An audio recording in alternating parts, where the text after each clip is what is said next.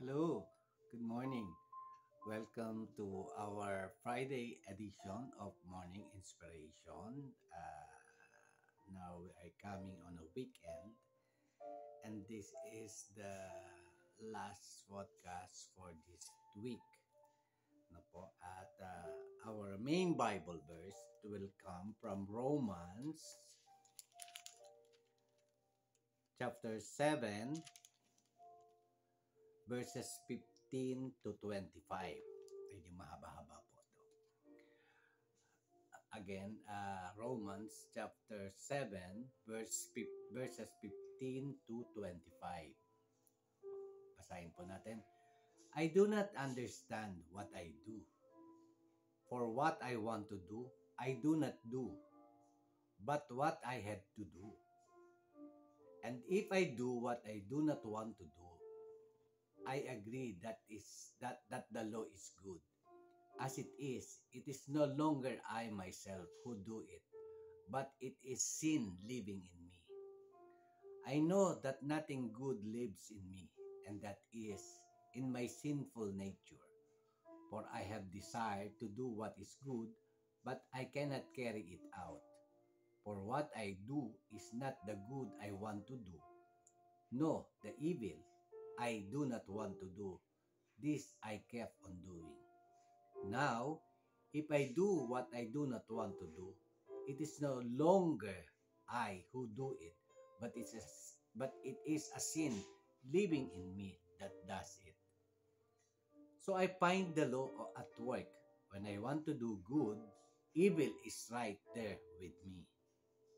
For in my inner being I delight in God's law, but I see another law at work in the members of my body, waging war against the law of my mind and making me a prisoner of the law of sin at works within my members.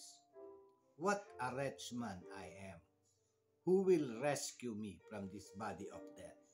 Thanks be to God through Christ Jesus our Lord.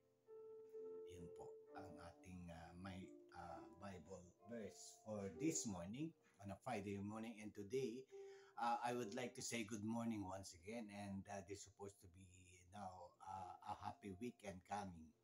No po. And as we always says, no po, when we wake up in the morning, there are a lot of concerns that pour out in our minds, no po. And somehow it managed to distract us from our daily activities for the day. And we always say na we come into the Lord in prayers in the early morning, and we offer our day to day, and we invite the Lord to be a partaker, or we submit everything to the Lord and allow Him to work in our life for this day. And continue continuous continuously reading the Word of God make us have confidence and trust that the Lord will see us through in this day, for everything that is bound to happen in the glory of our Lord Jesus Christ. We often says that we have to read the Bible to be able to win the day and to be confident on the promises of God and the plan of God in our lives. No po? And the Word of God is the true source of His plan over us, our lives, and His will towards our life that is somehow and somewhere different from our own will. We allow the will of the Lord to work in our lives. Yes. And I believe this happens to everyone. Na if we receive the Lord as our Savior and Lord, si Jesus Christ po, when we receive Him, no po, uh, somehow we are placed into a reality na upon reading and reading the Word of God, we became to understand the revelation that mostly the word of God no po, is not attuned to our own ways and will, no po. Makikita natin na habang we are dwelling on the Word of God, merong certain something is happening inside of us, no po. Pagka parati po tayong nagbabasa ng salita ng Diyos, there is something happening based po sa sinabi natin, binasa natin kanina doon sa Romans, no po. There is a war starting to build up in the inner self of us, no po. Kasi po na habang nagdedwell tayo sa salita ng Diyos, habang we became acquainted with the Word of God, certain revelation from those words is in opposition with us na po sa ating old man. Pagka po tinanggap natin ang ating Panginoon bilang Panginoon at tagapagligtas, we became a new creation. Old things have passed away. Behold, new things have come. Yan po. We are a new creation na pag tinanggap natin ang Panginoon bilang the moment that we receive Him as our personal Savior and Lord, we became a new creation. Old thing has passed away. Namatay na po yung lumang sarili natin and we became a new creation because the old self of ours died on the sin together with the death of Christ Jesus on the cross of Calvary. Di po ba? Kaya po, once we receive Him, bago na po tayo ulit creation, we were born again by the Spirit of the Lord who raises Christ from the dead. So we became a new creation. And since nangyari po yan, na bago na po tayong creation, so sin should not live in us, should not have any power with our new creation, with our new created being sa pagkamatay ni Kristo at sa pagtanggap natin sa Kanya. So, meron pong nangyayari na changes. There's supposed to be mighty changes in our lives when we receive Him as our personal Savior and Lord. And since we became a new creation, kadalasan po, hindi po kadalasan, talaga pong yung mga salita ng Diyos is now going against our old self. Kaya unti-unti po, it would not suddenly be changed at all. Pero meron pong iba na talagang suddenly, everything was changed. No po? Everything is new to them. Pero meron din naman po na unti-unting namamatay yung sarili. No, pag tinanggap po si Kristo, not totally change agad. Meron po iba kasi na 180 degrees change agad ang nangyayari sa buhay. But meron naman pong, and even if those people who receive the Lord and change 180 degrees, since they are still living on this earth, still they are here on earth, they are still prone to make to conform to this world, no po? And normally conforming into this world will suddenly have a time na conforming into this world ay nagki-create po ng sin sa ating buong pagkatao. Kaya po yung there is a war, no po, na nangyayari within us, inside of us, because the Holy Spirit is trying His very best to detach us from our old self. No po? Lahat ng mga sins po natin ay unti-unting binabago, tinatanggal ng ating Panginoon Yesu Kristo upang magkaroon ng conformity sa Christ-like na personality na dapat natin na si Kristo dapat po ang mamuhay na sa ating puso, hindi na po ang kasalanan. So, what do you call this war na po that was started to arise no po sa ating kalooban? This is what we call sanctification process. There is a regeneration process. No po, muli tayong binubuo. No po, sa pagtanggap natin kay Kristo, muli tayong binubuo Kaya po meron pong regeneration process na nangyayari. Starting to build up a new self, a new creation in accordance with God's will na po yung nangyayari sa atin if we truly accepted the Lord Jesus as personal Savior and Lord. Meron pong regeneration na nangyayari, creating a new self in us. That is, yung pong bagong tayo ay at war with on ourselves also, no po, fighting against the sin na nakagawian na po natin noong panahon na hindi pa natin tinatanggap si Yesu Cristo bilang Panginoon at tagapagligtas. So, ang kalaban po natin, sarili din natin. No po? Kasi we are being detached from our old self and creating a new self. No po? There is a regeneration process or sanctification process that is building up on us, creating a new self on us in accordance to the likeness of God.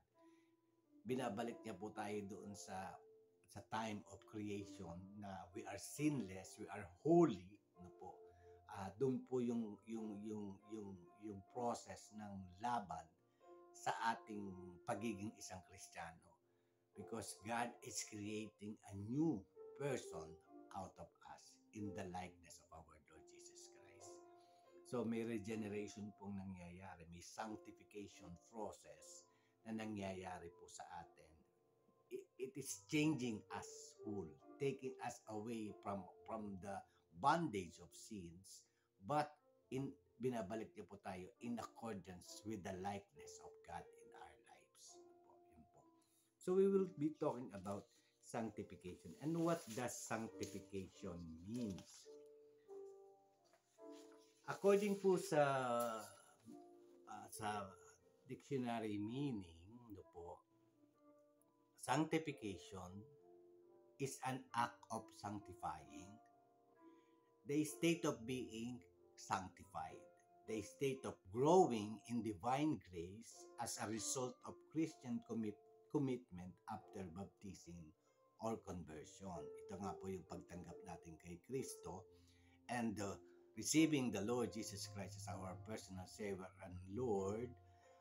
We are being put into a new creation, and regeneration is taking place, a state of growing into a divine grace of the Lord, no po, that ultimately will take us away from this world, but we now being dependent upon the likeness of our Lord Jesus Christ, which he was a sinless offering for our sins, no po. It becomes now a Christian commitment after baptism or conversion. We have been leading a new life when we receive the Lord as personal Savior and Lord. And through that lifetime journey of receiving the Lord, sanctification is taking place. Every moment of our lives, we are making a decision, and that decision is against the will of the Lord, which is sin, no ba? In favor of this world or in favor of the Lord concerning His words upon our life, His plan upon our life. So meron pong war between that, no po, na nangyayari sa kalooban natin when we make the decision. Are we deciding to conform on this decision will be in conform with the world, or this decision should conform now with God's will in our lives, no po. And by doing that decision, it now creates a battle in every areas of life po yan.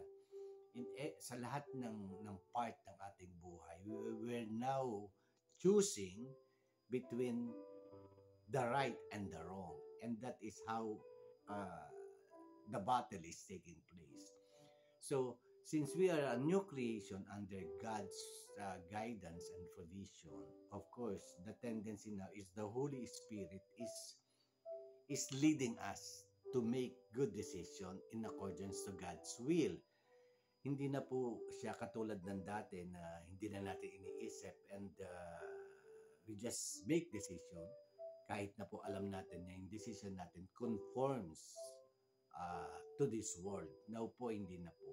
Kaya po yung battle na yan between the right and the wrong in accordance to this world or to this world sa mundong ito or in accordance with God's word yung decision natin. So, a state of growing in divine grace as a result of Christian commitment after baptizing or conversion. So, yun po yung meaning ng dictionary meaning ng sanctification. So, the sanctification process take effect on the moment that we receive the Lord Jesus Christ and on our continuously reading the Word of God, filling ourselves with the Word of God, that makes the sanctification process begins. No po. It is requires that our mind, no, the renewing of our mind and the changing of our choices and attitude towards circumstances in our lives become, it's supposed to become a new, that will be our circumstances should always be uh, in accordance to God's will, not in accordance to this world. No po. So, yun po yung a matter of choices and this could be a lifetime process, no po, yung sanctification process na yan. But the Lord is expecting us to win over the world and not sin, no po, because the Holy Spirit in us is urging us to read the word of the Lord, and our relationship with the Lord instructed us to conform in accordance to the personality of the Lord Jesus Christ. Now, this battle begins in our minds, na po, begins in our minds. But in general, it is a regeneration or sanctification process that is creating a new personality.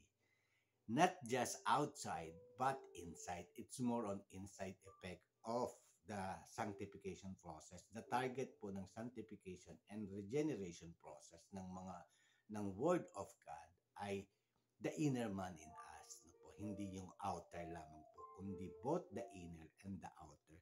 The outer becomes the manifestation of what the Lord is doing in our lives. No po? Kaya hindi po more on the inner man siya, no po, that is shining outside of your personality.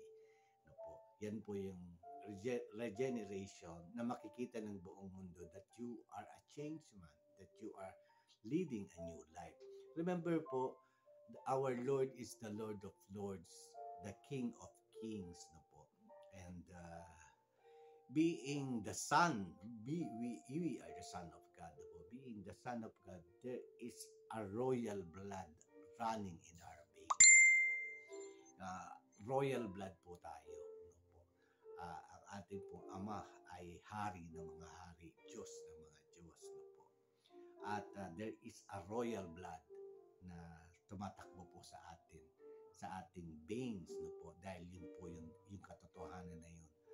So if we are a royal blood now at nawala po yung pagka-royal blood natin when we indulge ourselves into sin, nung pong minana natin yung ating kasalanan na yan from the time of Adam and Eve, we become separated with the Lord. And yung pong royal blood natin ay nadungisan, no po, and it separates us from the love of God.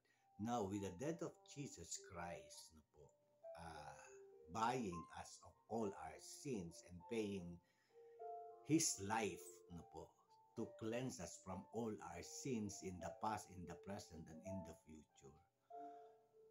Na-restore po ulit yung ating royal connection with the Lord.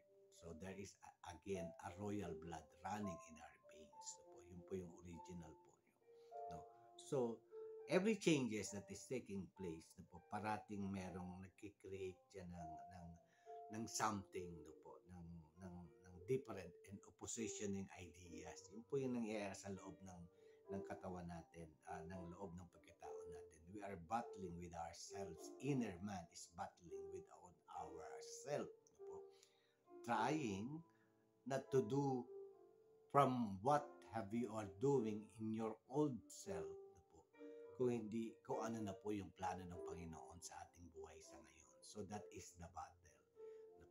But we have to face this battle by dwelling more and more po, in prayers sa ating Panginoon to give us strength, to give us revelation, to give us wisdom and knowledge po, to be able to fight a good battle of this new life that the Lord has given us because we are a new creation. So, my lofty desires to do what is good are thus when I do the things I want to avoid. So, ito po yun. So, my behavior contradicts my desire to do good. And it's always. I must conclude that it's not my true identity doing it, but the unwelcome intruder of sin hindering me from being who I really am. Through my experience on this principle, I discovered that when I want to do good, evil is ready to sabotage me. Totoo naman po yan. Parating evil ang kasama natin if we wanted to do good, because that is the leading of the Holy Spirit for us to make a choice and to do good.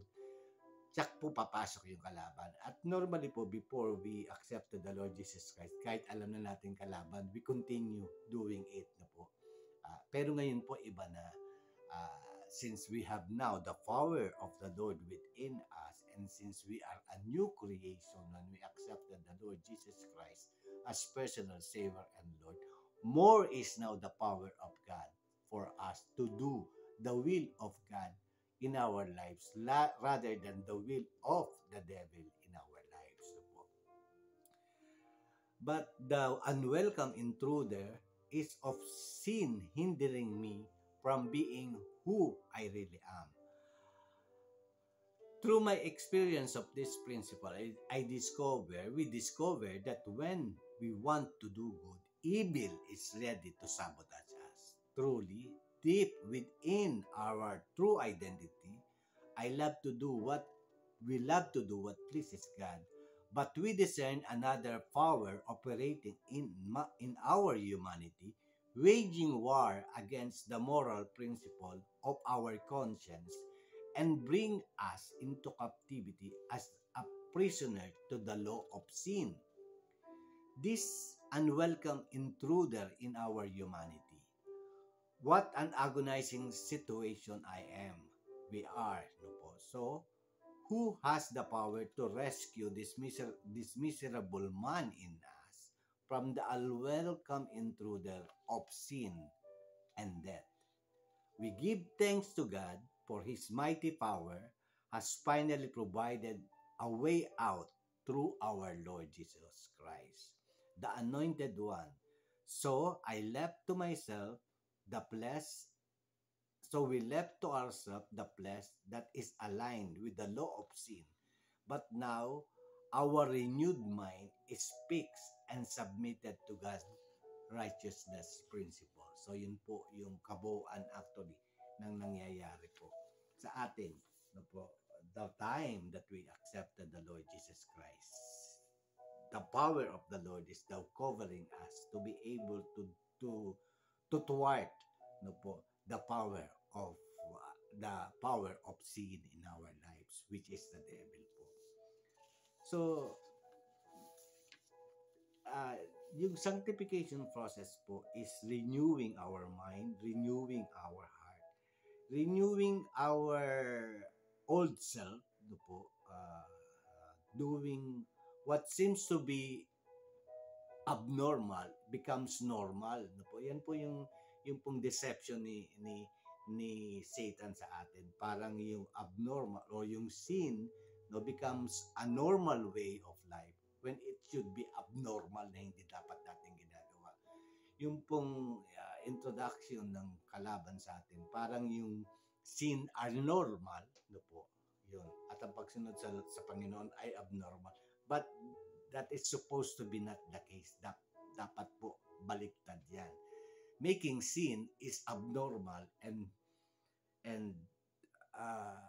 yung normal na sa pamamaraan ng Diyos, yun dapat ang normal talaga. Hindi nagawang abnormal yun because of the deception, ways of the devil in our lives.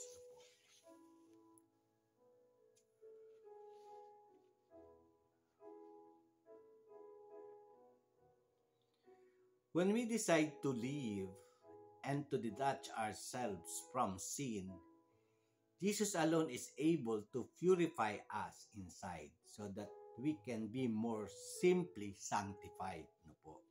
When we decide to live and detach ourselves from sin, Jesus alone is able to purify us inside so that we can be more than being sanctified and washed whitewash from our sins. No po? Sanctifies come from within when we accept and love the truth. Yun po yun. So to imitate the Holy God means to live in sanctification process of our lives. Po yun. So I will give you some verses in the Bible that explains more of the sanctification process. Sabi po sa 1 Peter chapter 2 verse 9, "But you are a chosen people, a royal priesthood, a holy nation, God's special possession, that you may declare the praise of him who called you out of darkness into his wonderful light." So ito po yung sinabi natin. Ito po yung matatagpuan sa 1 Peter chapter 2 verse 9. "But you are a chosen people of God, a royal priesthood." So may royal blood talaga tayo. Yan po. But that sin take that away from us. But when we receive and acknowledge what Jesus have done on the cross, nanumbalik po yung ating royal blood sa atin, because we are again a new creation by the blood and the death of Jesus. Ito po. Sa 1 Thessalonians chapter 5:23 naman po ay sinasabi, "May God Himself, the God of peace, sanctify you true and true. May your whole spirit, soul, and body be kept blameless at the coming of our Lord Jesus Christ." So sabi po dito, "May the God of peace sanctify you true and true." No po? Through the power of the Holy Spirit, so that when the Lord comes, no po, on His second coming, we will be found blameless, no po, in accordance to His will. No po. So yun pong sanctification process is through the help of the Holy Spirit. That is the work, that is one ministry of the Holy Spirit, to sanctify us, to remind us, to push us to be holy and follow the will of God in our life. But this is a long time process po. Long life process po itong sanctification natin, because every now and then we committed sin. But through the power of the death of Jesus, and when we repent, we could always go back to our Lord. But that doesn't give us the authority, since pwede naman pala akong mag-repent. So pwede pa rin ako magkasala. Of course, that is not the work po. Medyo niloloko po natin ang Diyos pagka po nasa isip natin yan. Pwede naman akong mag-confess ng sin and mag-repent. So there's no problem. That is wrong, of course, because the Lord is expected us to come into His glory step by step po. Meaning, we will not do the same mistake every now and then. Po. Sa sinasabi ko pong it's a lifetime process, because there are a lot of things we have inside of us, and we are still here on earth. We will be facing a lot of challenges, no po, and hardship. That is somehow magkamali tayo ng desisyon. Yun po. Kaya po it's a long process, no po. And the Lord and the Holy Spirit will always be there in us to complete the sanctification process. No po. sa 1 Thessalonians naman po, chapter 5, verse 23, may God Himself, yun na po, sinabi na natin. Ah, Tapos po sa Thessalonians 2:30 naman po, we owe always to thank God for you, brothers and sisters, loved by the Lord, because God chose you as His first fruit to be saved through the sanctifying work of the Spirit and through belief in the truth. So, ayun po, no? So, sabi po naman sa John 17:17, sanctify them by truth. Your word is truth. Yun po, yung pong ating pagbabasa ng salita ng Diyos. Kaya napaka-importante po nito. At minsan po pag nagbabasa tayo, ano po, ng salita ng Diyos, minsan may mga certain situation tayo on hand. Kadalasan po ganyan ang nangyayari. And minsan, most often than not, pag nagbasa po tayo, yung sitwasyon po natin na kinakaharap, katulad ng binabasa natin. And we could see how we should react on that. Meron pong revelation ng Diyos dyan na sasabihin sa atin na kapareho ito ng hinahawa ng meron kang sitwasyon ngayon. So, ang problema mo, how would you do it? How would you react on your certain situation? And normally po, pag nagbasa po tayo ng salita ng Diyos, kung ano po yung nasa harapan nating sitwasyon, yun po yung mababasa natin.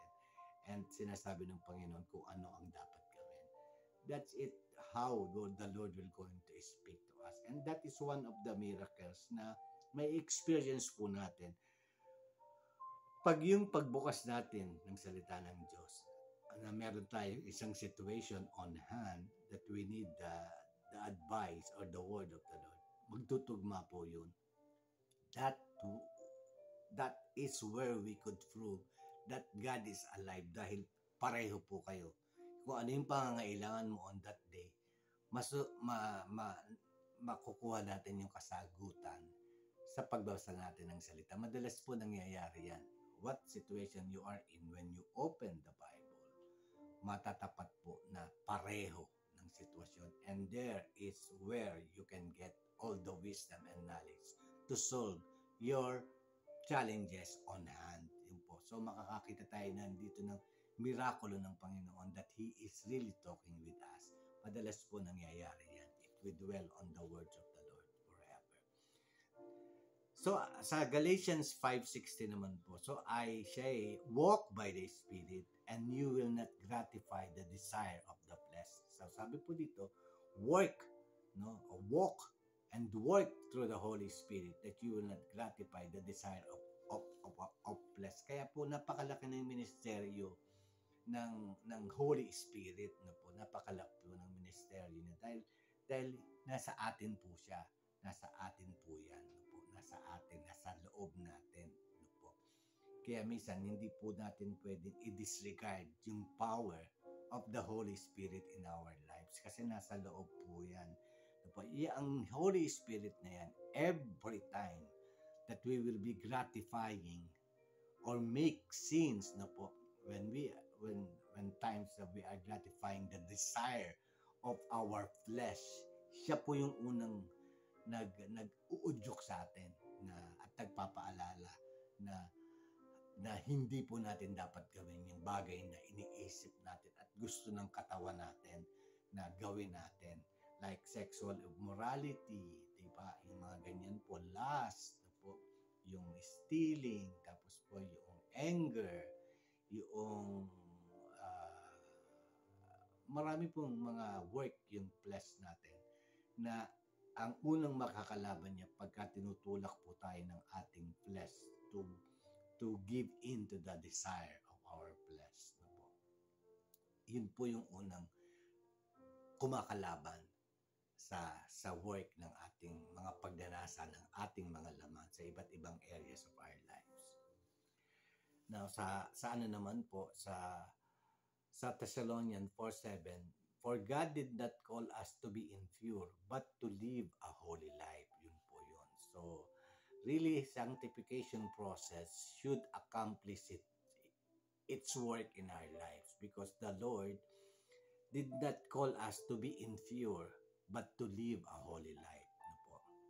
Sa Ephesians 6:14 naman po, stand firm when the belt of truth buckled around your waist with a breastplate of righteousness in place. Yun po ang sabi. So, napag-usapan na po natin ito yung the wear the helmet of salvation, yung breastplate na discuss natin to, yung warrior, as a warrior of God. Dapat po suot natin yung lahat ng warrior chunks natin to be able to fight the work of the devil in our life. So again, when we receive the Lord Jesus Christ in our lives, there should be something that will be changing in our life, putting away the old creation in us and creating a new creation on us. And by creating that, there is a process that we will be experiencing, that there seems to be a battle inside of us, the inner man of us, doing what is bad, from not doing what is bad, and from doing what is good. Dati po, pumapayag lang tayo na gawa ng walang patumangga, na maski alam nating mali, na sinusunod natin yung ating laman to do everything that we want. But since we have received the Lord as our personal Savior and Lord, meron pong Holy Spirit sa atin that will started to eliminate all the bases of sin in our lives and create a new one in us, a new creation of us. The creation, the work of sanctification is starting to His work through the power of the Holy Spirit. And the war inside of us, ay kailangan po natin to be strong, to be able to fight, and to be work in hand with the power of the Holy Spirit, so that the power and the glory of us be makita po sa ating buhay. Yun po. So once again, this is a journey, this is a journey of our Christian belief, Pero once we come into that process, of sanctification, slowly we could come into the presence of the Lord with enough belief, faith, and confidence that every time that we come to the Lord, He will going to heal our prayers. Marami pong salamat, and I hope we have able to brought the message, and the power of God and through His Holy Spirit be with you, and let us continuously be inspired, in proclaiming the Word of God, and we face our daily lives with the power of God in our lives. God bless po, and have a happy weekend. God bless po. Thank you.